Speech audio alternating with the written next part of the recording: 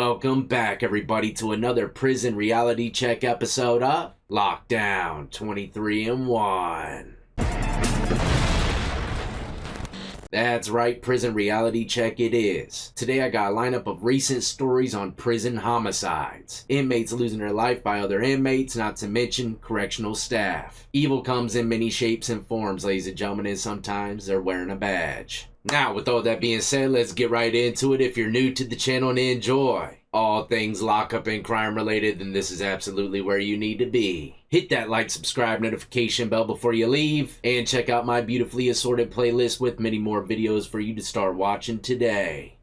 So like I just said in the intro, you know, sometimes evil individuals can come around wearing badges. And that's exactly the case with the first story I'm bringing your way today. Traveling all the way down to Texas.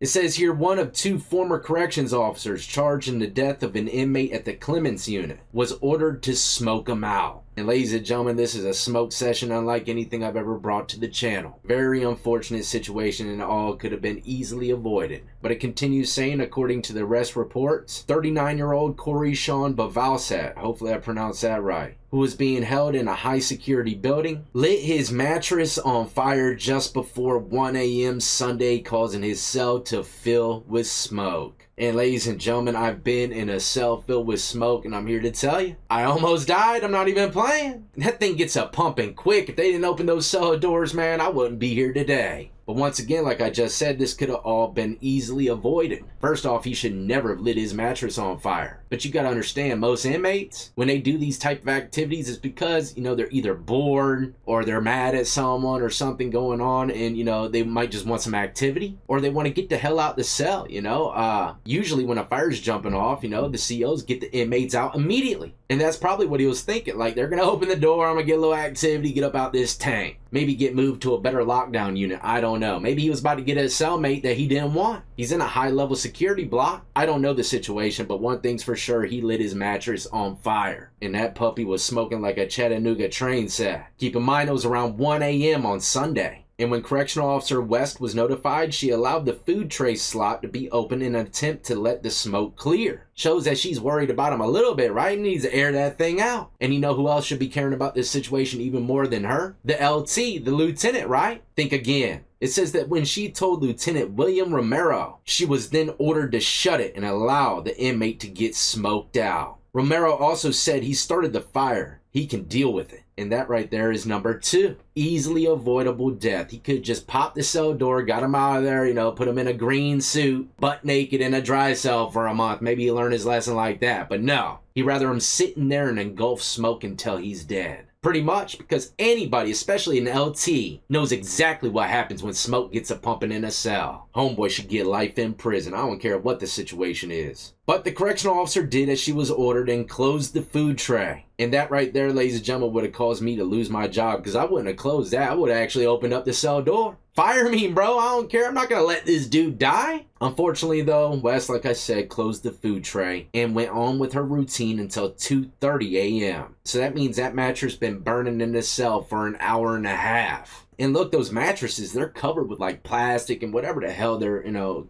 filled with. I've seen them burn, and they burn like a damn oil rig. Pure black treacherous smoke. But she went on with the routine of work until 2:30 a.m. when she was called back to the cell for more smoke building up inside. West then allowed the food tray slot to remain open this time. She probably couldn't imagine no one was there fixing the situation yet. The prisons I've seen, if there's a fire in your cell, man, they're calling the goon squad, LT, major, everyone. Shit, the warden might even pop up to find out who he's gonna be sending to the hole for the next 20 years. Like I said, West allowed the food tray slot to remain open this time. But the smoke continued to build, and West continued to refuse the inmate's plea to let him out. So at that time, he was still alive, and she could have gotten him out. But she decided to again contact Romero, the lieutenant, who said let some of the smoke clear, then close the tray slot. The smoke continued to get worse, and at approximately 2:57 a.m., just a little over 10 minutes after the inmate was begging to be released from the cell, the inmate was then unresponsive. The smoke was so thick security staff could not see inside the cell. The cell door was not opened for another 21 minutes when the inmate was found laying on the cell floor and not breathing. Romero did not notify his chain of command until that point. And his chain of command, like I said, would probably be the major, or maybe it's captain and then goes a major, I can't remember, and then, the warden. But the LT sees over the sergeants, corporals, the regular COs, all that. Huge amount of power, and by him not reporting this situation, man, he is completely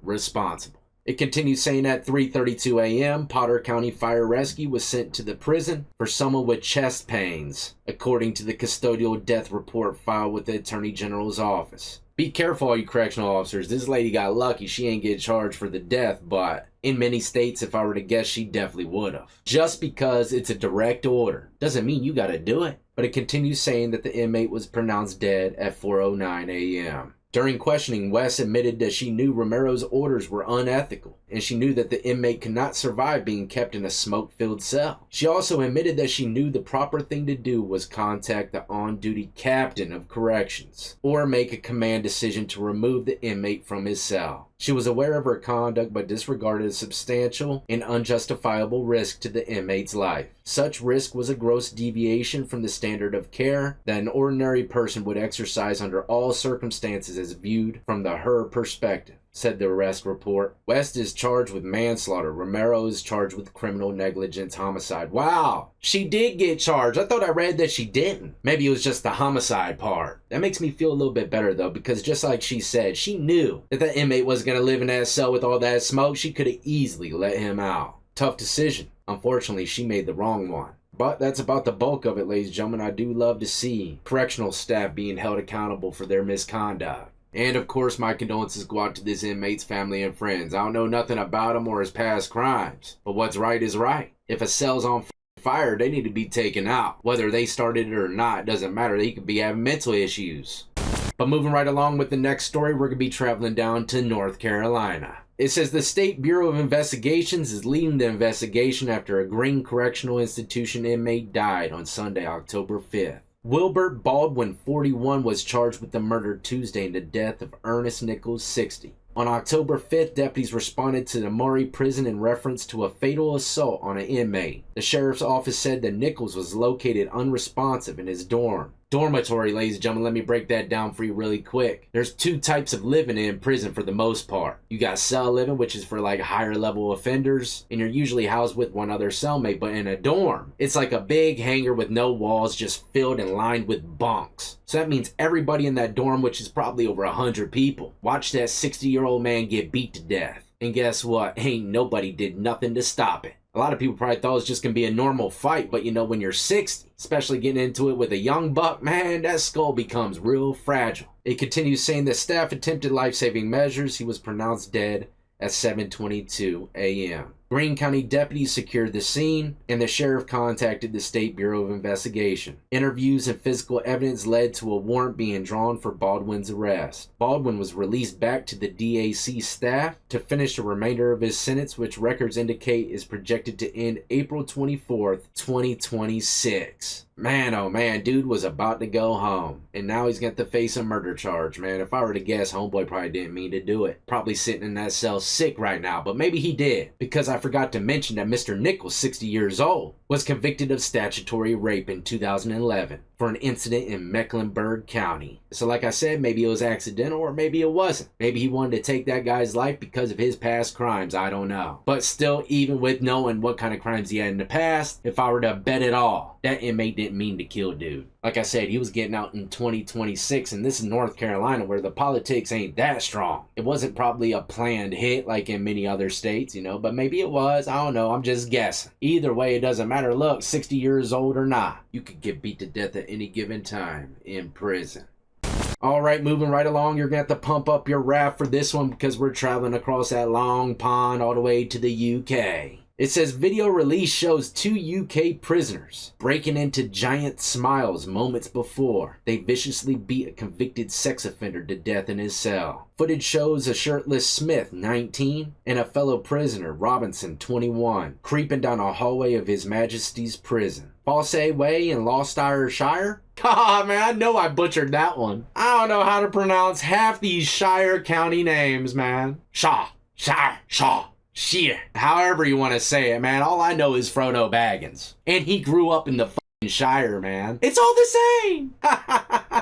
But it says that these two inmates were creeping down a hallway of His Majesty's prison, flashing smiles as they creep towards Abdullah Moran's cell. Man, oh man, homeboy don't know what was coming his way. They emerged only 37 seconds later, with the warden soon finding the inmate beaten unconscious inside. And the inmate, the sex offender who lost his life, was only serving a 35-week sentence. That dude probably thought for sure he was going to make it out alive. It says that the inmate had asked to be moved to a new cell shortly before the attack, so if I were to guess, he knew it was coming. Why else would he be asked to be moved right before it happened? And another inmate said that the accused had been terrorizing this inmate for days. Smith, who was serving time for weapons charge at the time of the attack, was found guilty of murder on Thursday. Wow, he was sentenced to life in prison with a minimum of 17.5 years served. Robinson was cleared of murder but found guilty of manslaughter. He was sentenced to 11 years in prison. A third defendant, Sean Kiram, 38, was found not guilty of murder and manslaughter. There you have it, ladies and gentlemen. Looks like 3 individuals got hemmed up. One of them didn't have nothing to do with anything, but he still had to go through the court process. Even though he was found not guilty for manslaughter and killing the dude, it doesn't matter. He was probably going through a very strenuous mental situation, knowing that he's stuck there, man, and he didn't do nothing. So be careful with the people that you hang around in prison. You could pay the price with them. But the other 2 guys, man, if I were to guess, they probably didn't mean to kill that dude either. They didn't have no lifelong sentences, but this is a prime example. You pick on someone enough, or you hit them enough, man, they'll probably eventually just die. And you're going to be looking stupid in the courtroom being charged for it. Whole damn life down the pipe.